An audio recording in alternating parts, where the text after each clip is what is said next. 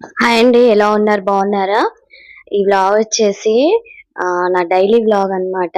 నేను మార్నింగ్ లేచిన కాంచి ఏం పనులు చేశాననేది మీతో షేర్ చేసుకోవాలనుకుంటున్నాను. Welcome to my channel.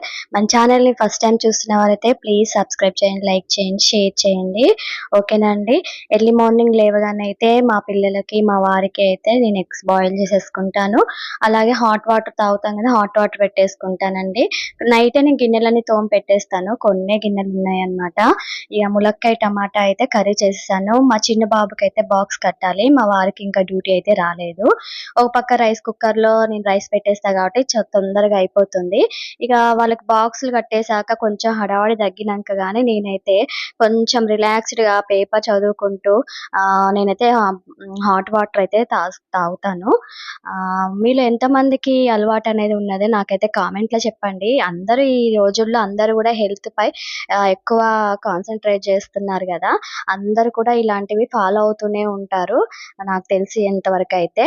ఇగ చాలా వరకైతే అందరూ లేవగానే ఎర్లీ మార్నింగ్ బ్రష్ చేసుకోంగానే టీ, కాఫీలయితే అలవాటు ఉండే ఉంటాయి.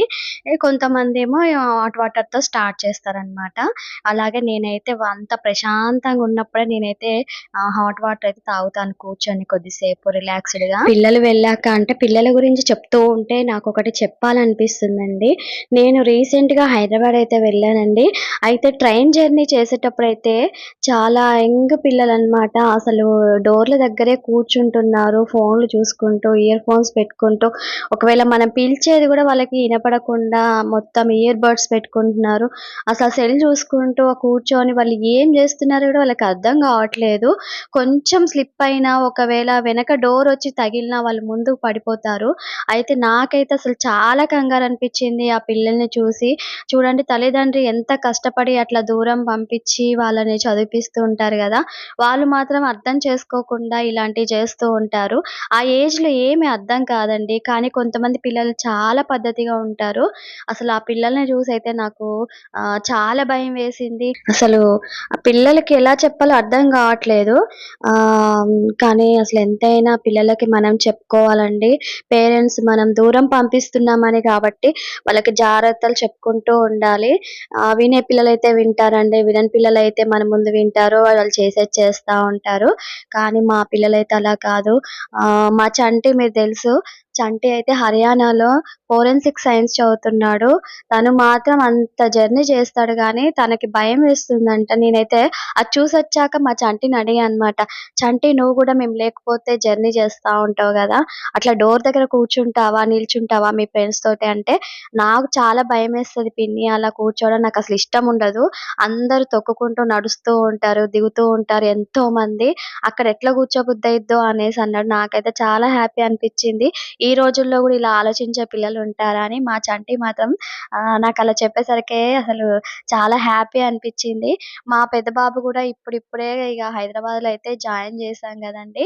ఇగ ఎలా ఉంటాడో మా బాబుకైతే జర్నీలు చేయడం చాలా తక్కువే లెండి. ఇగ వాళ్ళ డ్యాడీ వెళ్ళడమో, నేను వెళ్ళడమో అయితే తీసుకొనొస్తాము.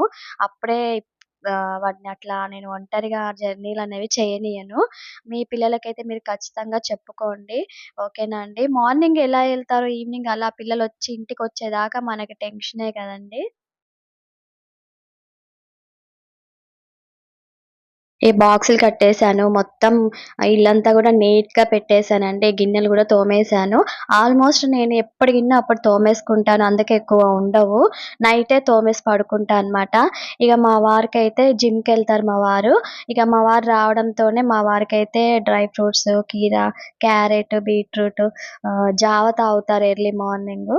అవన్నీ గూడా మా వారికిచ్చేసాను.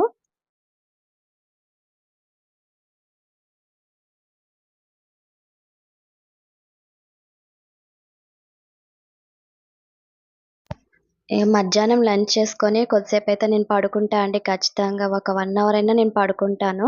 ఇగ ఇది ఈవినింగ్ వ్లాగ్ అనమాట. ఈవినింగొచ్చేసి మధ్యాహ్నం తోమిన గిన్నెలు అవన్నీ గూడా నేను సర్దేసుకుంటాను. అలాగే ఉన్న కర్రీసు, రైస్ అన్నీ కూడా నేను ఒక చిన్న చిన్న గిన్నెలలోకి తీసేసుకొని అవన్నీ కూడా నేను తోముకుంటాను. ఎందుకంటే మా చిన్న బాబు బాక్స్ వచ్చేస్తది గాబట్టి అన్నీ గూడా నేను తోమేసుకుంటాను. ఈవినింగ్ ఒకసారి తోమేసుకుంటే మళ్ళా నైట్‌కి కొన్నే ఉంటాయండి. అంత ఎక్కువ పడదు. ఇలా ఎప్పుడియప్పుడు చేసుకుంటూ పెండింగ్ పెట్టుకోకుండా ఉంటే మనకి ఈజీగా పనయిపోతుంది. చేసిన ఫీలింగ్ గూడా అనిపిచ్చదు. ఇదే అండి నా రొటీన్ అనేది. ఇగ నైటు చపాతీ చేసుకుంటాం మేమైతే డిన్నర్‌లోకి. ఎక్కువ శాతం అయితే ఇగ చపాతీ తింటాము. రైస్ చాలా తక్కువ.